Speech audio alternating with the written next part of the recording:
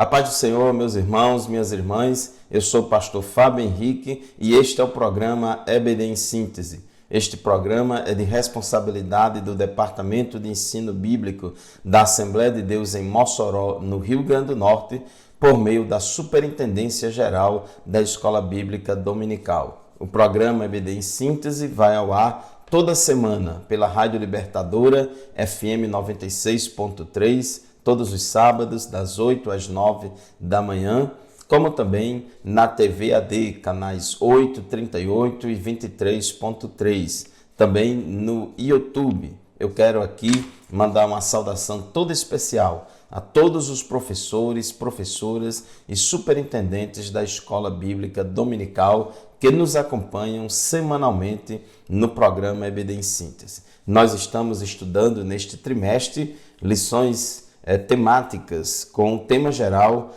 os ataques contra a Igreja de Cristo. E hoje nós vamos estudar a lição de número 9, lição que tem como título A Sutileza do Movimento dos Desigrejados. O texto áureo da nossa lição de hoje se encontra em Hebreus capítulo 10, versículo 25, que diz assim: Não deixando a nossa congregação, como é costume de alguns, antes admoestando-nos uns aos outros, e tanto mais quanto vedes que se vai aproximando aquele dia. E o texto e a verdade prática da nossa lição afirma o seguinte: o movimento dos desigrejados deve ser visto como um desvio da verdadeira espiritualidade que é expressa no contexto da verdadeira igreja. A nossa leitura bíblica em classe hoje se encontra em Hebreus capítulo 10, versículos 19 a 25. E nesta lição de hoje nós vamos explicar a visão e a prática deste movimento chamado de movimento dos desigrejados. No tópico 2 vamos rememorar a natureza da igreja no Novo Testamento, mostrando que ela é ao mesmo tempo um organismo vivo, mas também uma organização. E no terceiro ponto nós vamos confirmar a importância e a necessidade da igreja. E é importante nesta lição de hoje, que trata sobre este tema dos desigrejados.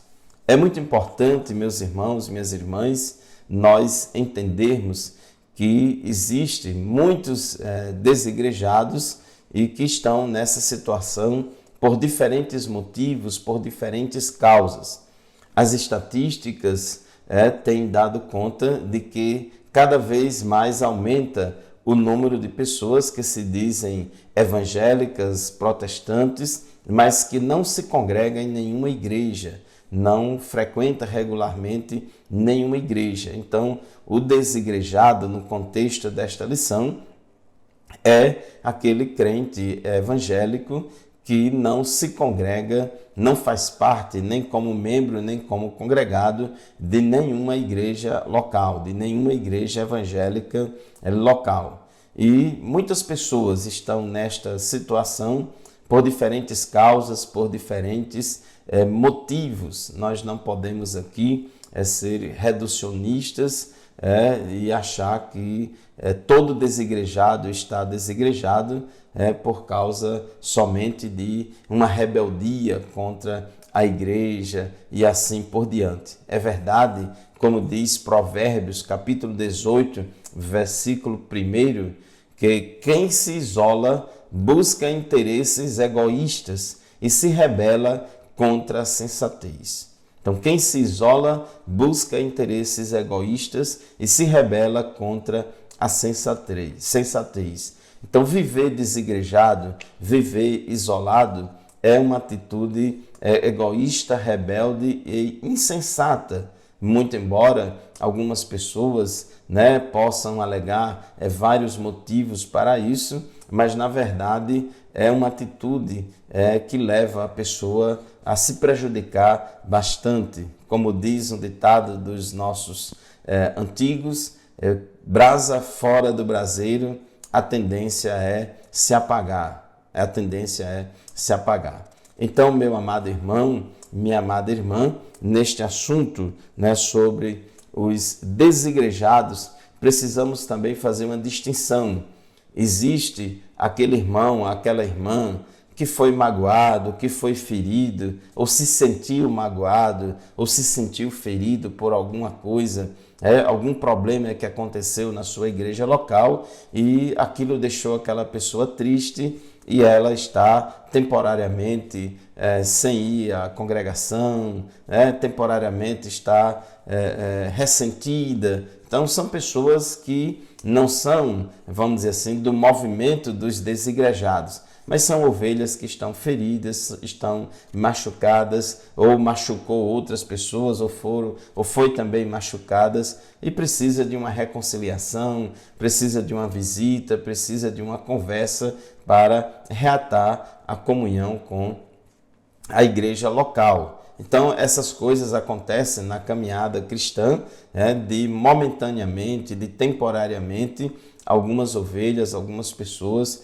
por algum problema que aconteceu, de estar parada em casa. É claro que essa situação é uma situação preocupante, não é nada boa, mas que deve existir por parte da igreja local uma ação de visita, de restauração da comunhão desses irmãos. Mas também existe, e é o foco maior da nossa lição, o chamado movimento dos desigrejados.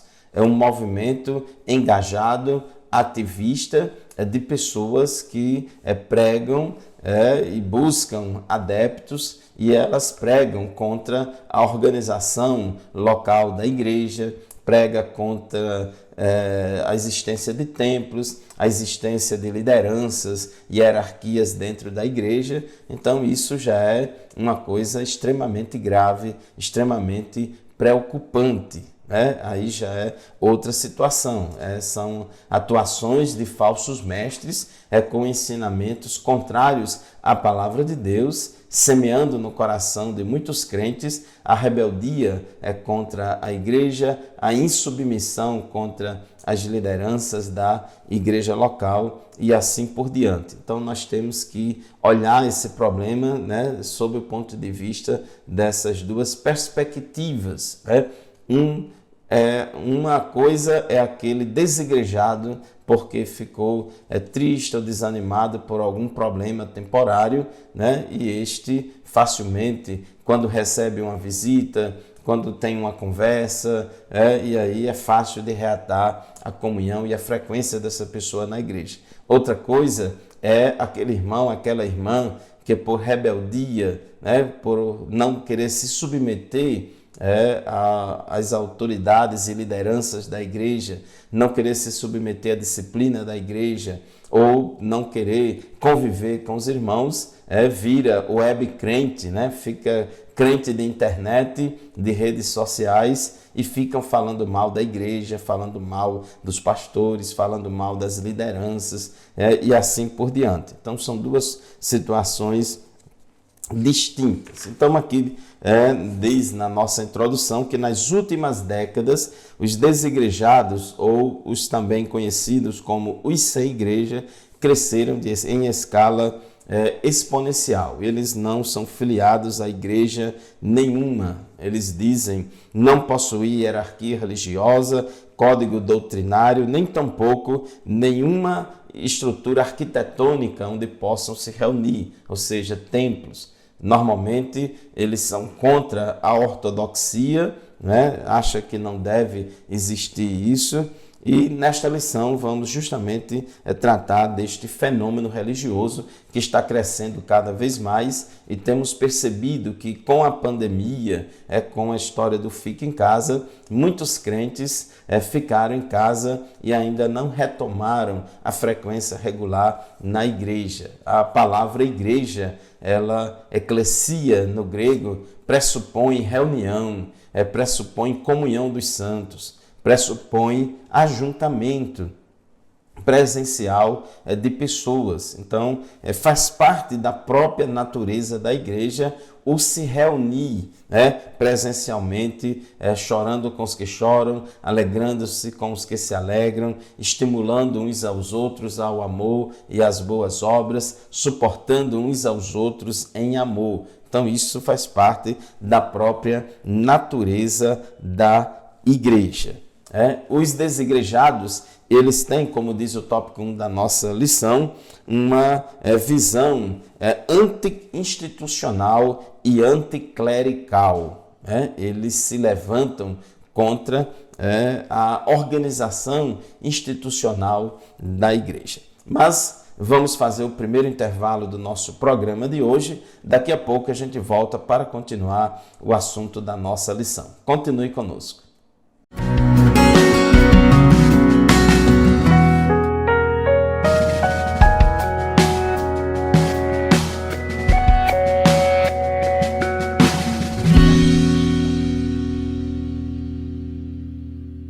A paz do Senhor, meus irmãos, minhas irmãs, estamos de volta com o segundo bloco do programa EBD em Síntese, estudando hoje a lição de número 9, que tem como título A Sutileza do Movimento dos Desigrejados. Então, já fizemos a distinção aqui, uma coisa é um irmão, uma irmã, por algum motivo pontual, eventual, ficou triste por alguma coisa, aconteceu algum problema na igreja, está passando uns dias sem ir à igreja, são pessoas que às vezes estão feridas, magoadas, e que uma boa visita, uma boa conversa facilmente resolve e supera essa dificuldade, e esse irmão, essa irmã passa a voltar a frequentar a igreja normalmente. Mas o foco da nossa lição aqui é combater o movimento dos desigrejados.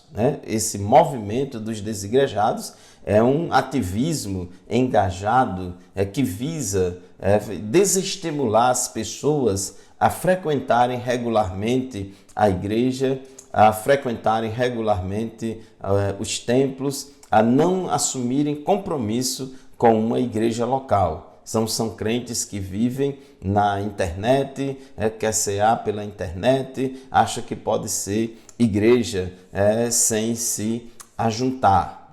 Então, como diz Provérbios 18:1, essas pessoas, esses ativistas desigrejados ou desigrejados ativistas engajados, eles são pessoas que se isolam, buscam interesses egoístas e se rebelam contra a sensatez, como diz Provérbios 18:1. Então, uma das coisas insensatas deste movimento dos desigrejados é o ensino anti-institucional. Eles são contra toda forma de organização e institucionalização da igreja. Diz que no início na igreja não havia instituição nenhuma, para ele nada de regras, de sermões e muito menos organização institucional. Na visão dos desigrejados, a igreja não necessita de estrutura formal alguma. Ela pode, por exemplo, ser encontrada em uma lanchonete ou em um café da manhã da esquina, quando dois desigrejados se encontram. Então, essa é a visão anti-institucional dos desigrejados. E não há nada, meu querido irmão, na Bíblia que deponha contra o uso de templos ou casas de oração. Nós vemos que Jesus frequentava o templo, os apóstolos também frequentavam o templo no dia a dia, lá na igreja em Jerusalém. Eles tanto se reuniam nas casas, como também se reuniam nos templos. A igreja não é o templo, a igreja são as pessoas. A igreja são as pessoas. Então, os templos são locais que abriga a igreja, São casas de oração, de adoração, de louvor a Deus e de pregação do Evangelho do nosso Senhor e Salvador Jesus Cristo. O que nós devemos ser contra é o institucionalismo e não a existência da instituição. O institucionalismo é aquela hierarquia administrativa ou organização administrativa que sufoca a atuação do Espírito Santo de Deus no meio da igreja, e faz com que a igreja fique calcificada, fique fossilizada, e perca a vitalidade espiritual. Então, esse institucionalismo é que nós devemos ser contra, mas a igreja como instituição, ela já existe desde o seu primórdio, desde a igreja primitiva. Além de ter um ensino anti-institucional, os desigrejados têm também um ensino anticlerical. São contra também todo e qualquer sistema de governo na igreja, Eles são contra, por exemplo, a existência de presbíteros, diáconos, bispos e pastores, enquanto a Bíblia diz que Deus deu presbíteros, pastores, mestres, querendo o aperfeiçoamento dos santos para a obra do ministério. Então, eles são muito contra. Na verdade, isso reflete o espírito desta época, um espírito de rebeldia, de anarquia, de se levantar contra toda e qualquer autoridade estabelecida, se levantar contra toda e qualquer organização. Na verdade, os desigrejados não gostam de estar debaixo de liderança nenhuma. Tem gente que diz, eu só obedeço a Deus e não obedeço ao homem.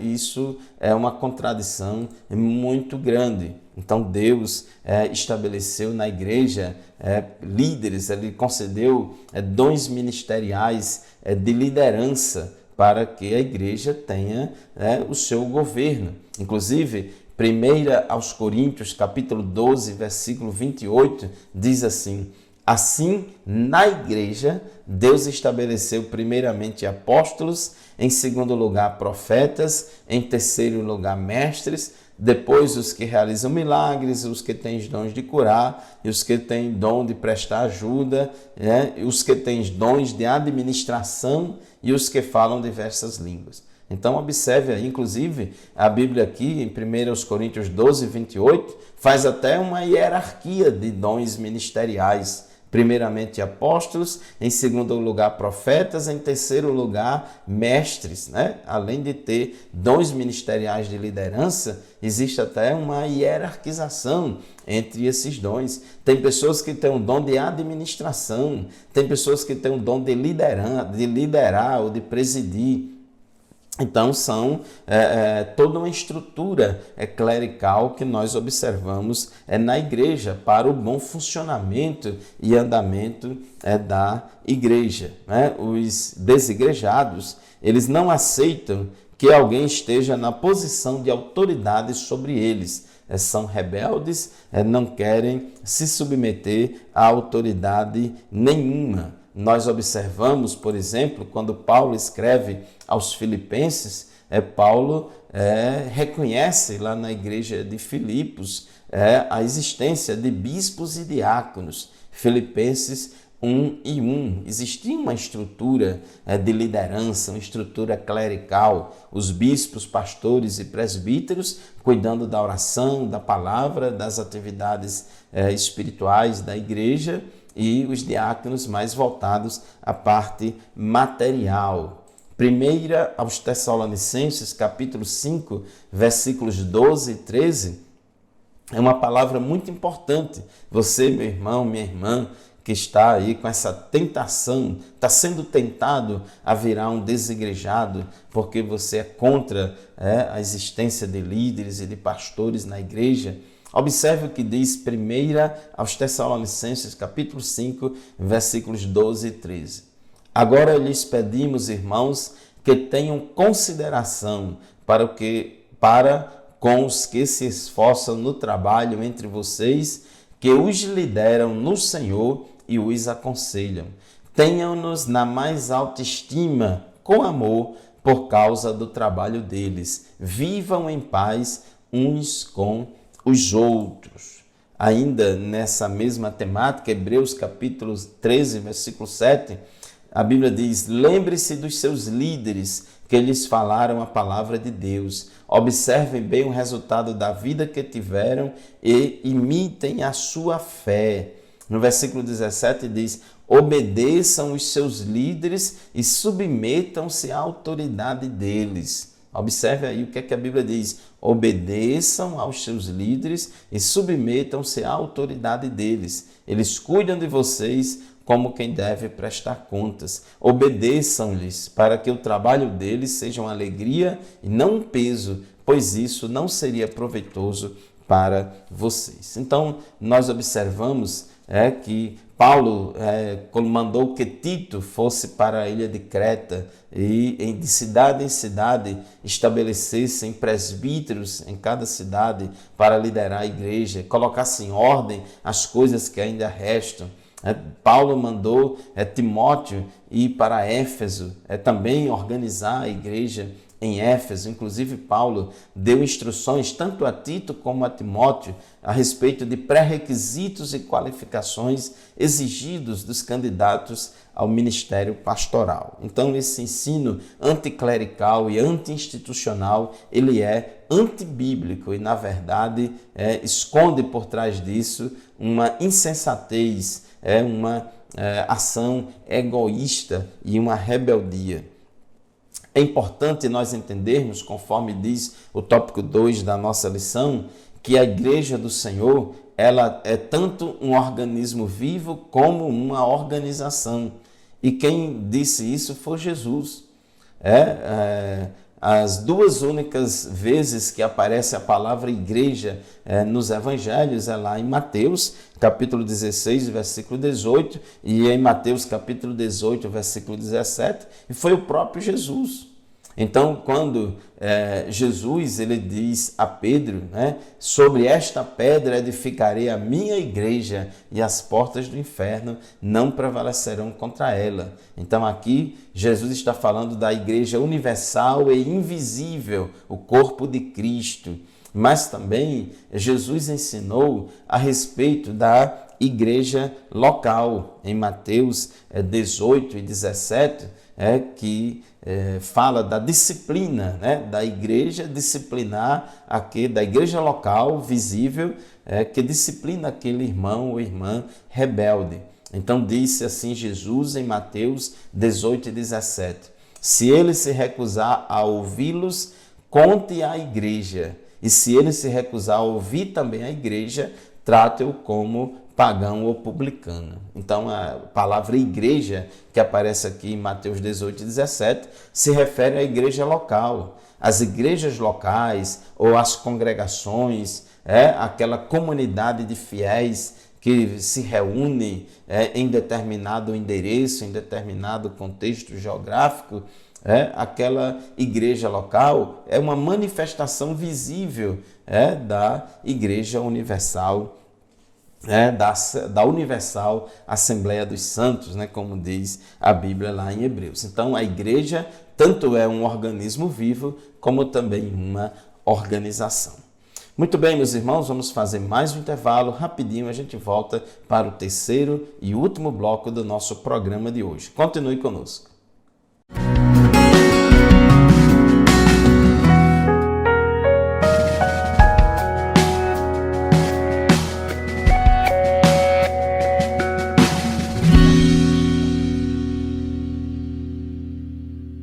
Graças a Deus, meus irmãos, estamos de volta para o terceiro e último bloco do programa EBD em Síntese de hoje, estudando a lição de número 9, que tem como título A Sutileza do Movimento dos Desigrejados. Estávamos falando no final do bloco anterior a respeito da natureza da igreja neotestamentária.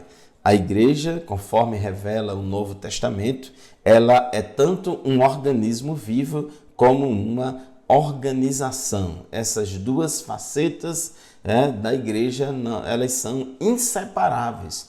Elas são inseparáveis. A igreja, como organismo vivo, é o corpo de Cristo, composta de todos os crentes salvos, nascidos de novo, regenerados, que são fiéis a Deus. Então, todos nós devemos fazer parte da Universal Assembleia, o corpo de Cristo, a noiva do Cordeiro, que será arrebatada a qualquer momento para ir morar no céu com Jesus. A igreja não é o templo, a igreja são as pessoas salvas em Cristo Jesus. Mas a igreja também é uma organização. A igreja também é uma igreja local, é uma organização religiosa. E aí há um equívoco muito grande de alguns irmãos que dizem: eu faço parte do corpo de Cristo, da Igreja Universal, mas eu não quero fazer parte de nenhuma denominação. Nós não vemos base bíblica para esse tipo de atitude, porque a igreja visível, a igreja local é a manifestação visível da igreja universal do corpo de Cristo. Nós vemos, já falamos aqui vários versículos, que a igreja tinha toda uma organização, a igreja lá em Jerusalém tinha o colégio apostólico, tinha presbíteros, inclusive lá em Atos 15, temos ali o primeiro concílio da igreja, ou a primeira convenção de pastores e presbíteros e apóstolos para debater assuntos doutrinários, para tirar ali uma resolução. Nós vemos que o povo permanecia na doutrina dos apóstolos, na comunhão, no partir do pão. Então, igreja, a palavra igreja do grego, eclesia, pressupõe reunião, pressupõe uma assembleia, pressupõe um ajuntamento presencial de pessoas. Como é que nós vamos cumprir as duas ordenanças de Jesus à igreja, que é o batismo em águas e a Santa Ceia, sendo um desigrejado ou uma desigrejada? Não tem o mínimo cabimento esse tipo de atitude, Então, meus irmãos, esta é a revelação bíblica. Inclusive, lá na igreja de Jerusalém, embora tivesse o colégio apostólico como instância máxima da igreja, Paulo ainda diz que ainda existia os que eram colunas lá na igreja, como Pedro, Tiago e João, eram considerados colunas. Então nós temos essa hierarquização na igreja. Deus deu primeiramente na igreja apóstolos, profetas, mestres, Então a Bíblia em 1 Coríntios 12, 28 fala até nessa sequência. Assim na igreja, Deus estabeleceu primeiramente apóstolos, em segundo lugar profetas, em terceiro lugar mestres e assim por diante. Então existe toda uma organização clerical das lideranças, existem várias lideranças na igreja. Deus deu dons ministeriais para muitas pessoas atuarem na comunidade de fé. E o tópico 3 da nossa lição fala da importância e da necessidade da igreja.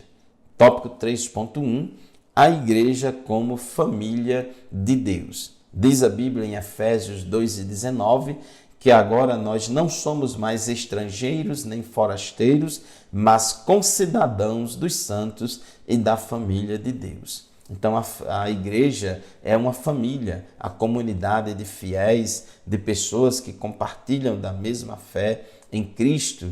Nós somos uma família, somos uma irmandade. Existe aquele sentimento de pertencimento, que cada um de nós pertence a uma grande família, que é o povo de Deus, que é a igreja. Temos esse sentimento de pertencimento. E como acontece com toda a família, a igreja também possui comando, direção e regras às quais deve se submeter. Todo grupo social, todo ajuntamento de pessoas precisa de uma organização, precisa de liderança, precisa de organização para funcionar. Senão vira uma bagunça, vira uma anarquia. E com a igreja não seria diferente. O importante nisso tudo é o sentimento de pertencimento ao corpo de Cristo, que o grupo proporciona. Não podemos ser igreja sem sermos antes uma família. Isso é fundamental. Quando a gente viaja de uma cidade para outra, de um estado para outro, de um país para outro, quando encontramos uma igreja, quando encontramos ali um povo que se reúne em determinado lugar, que adora a Deus, que serve a Deus, a gente se sente em casa, há aquele sentimento de comunhão, de irmandade entre nós. O sentimento de irmandade, respeito e reconhecimento mútuo deve dominar o ambiente da igreja local. Nós precisamos da igreja, nós precisamos participar da comunhão dos santos. Nós precisamos desse ajuntamento, de viver em comunidade. Hebreus capítulo 10, versículos 24 e 25 diz assim: e consideremo-nos uns aos outros para incentivar-nos ao amor e às boas obras. Observe que essa vida comunitária que nós levamos na igreja, ela nos incentiva-nos uns aos outros à prática do amor e das boas obras. Quando a gente está isolado, isso não acontece. Versículo 25, não deixemos de reunir-nos como igreja segundo o costume de alguns. Não deixemos de se congregar, não deixemos de nos reunir como igreja, segundo o costume de alguns, mas encorajemo-nos uns aos outros, ainda mais quando vocês veem que se aproxima o dia. Então, ao invés de ser desigrejado, a Bíblia diz que a gente deve encorajar uns aos outros. A gente não pode deixar de se reunir. É um mandamento bíblico. Para que a gente não deixe de se reunir. A gente tem que conviver em comunidade, aprendendo uns com os outros. Como diz a Bíblia, suportando uns aos outros em amor, animando uns aos outros, encorajando uns aos outros. Isso é fundamental para o nosso crescimento espiritual. É fundamental, para o nosso desenvolvimento espiritual. Então, nós não podemos prescindir desta importância muito grande que é o se reunir, o se congregar. A igreja como testemunha da salvação. Deus criou a igreja com o propósito de ser uma família, cuja missão é proclamar a sua bondade, a sua abundante graça.